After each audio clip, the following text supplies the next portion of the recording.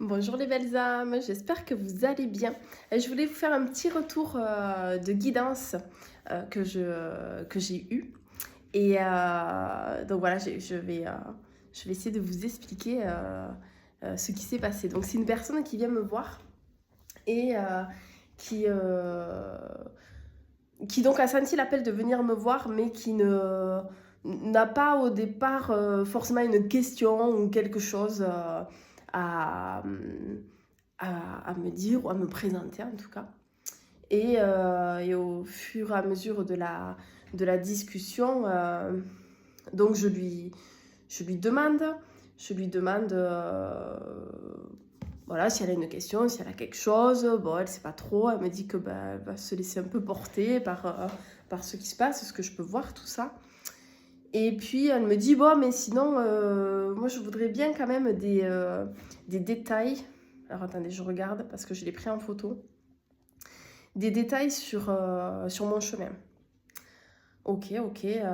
Et donc, mais sans trop me dire tout ça. Et puis au fur et à mesure qu'on essaie d'échanger, elle me dit, ah oui, ben si, là ça me vient. Et en fait, moi je ressens quand même deux ambivalences, comme si j'avais deux personnalités, deux âmes peut-être en moi. Une assez forte et qui prend vraiment le dessus et qui n'est pas forcément sympathique et que du coup ça me donne quand même à lutter contre cette partie-là.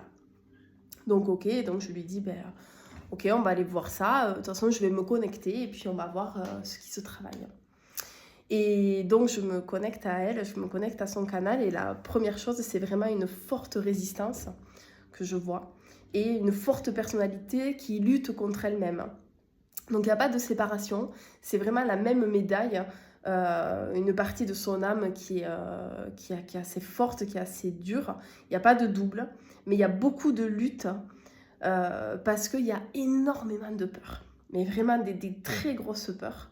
Et comme il y a vraiment ces peurs, c'est une partie qui reste toujours dans l'action. Mais toujours dans l'action, l'action, faire des choses, vraiment, tout le temps, tout le temps, tout le temps, pour ne pas être et pour ne pas avoir ces peurs et être confronté à celles-là.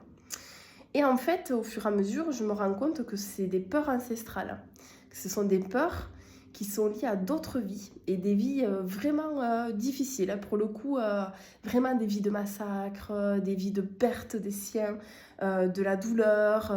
Vraiment, je vois des guerres.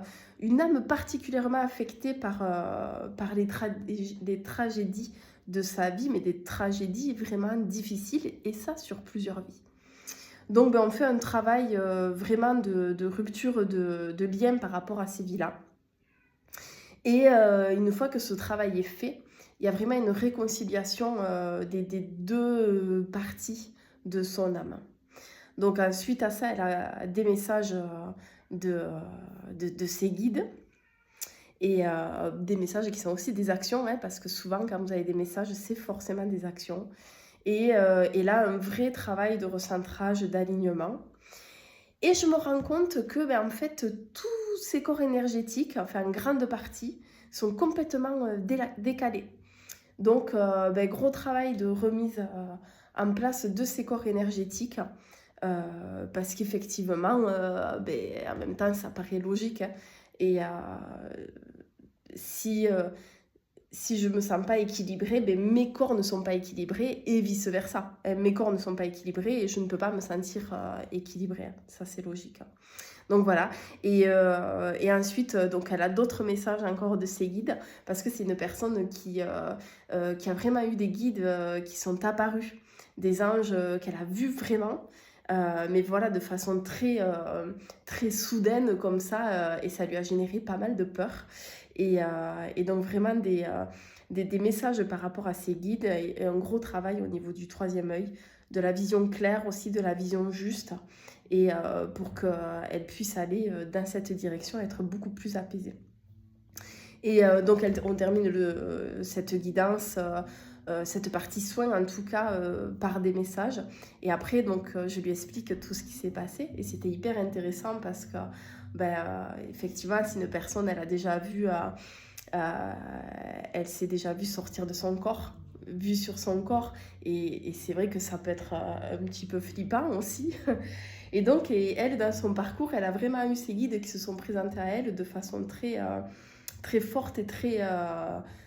comme ça, là, très subitement, pour leur monde, pour qu'elles comprennent que, que- qu'ils existaient et qu'il fallait qu'elle arrête de douter.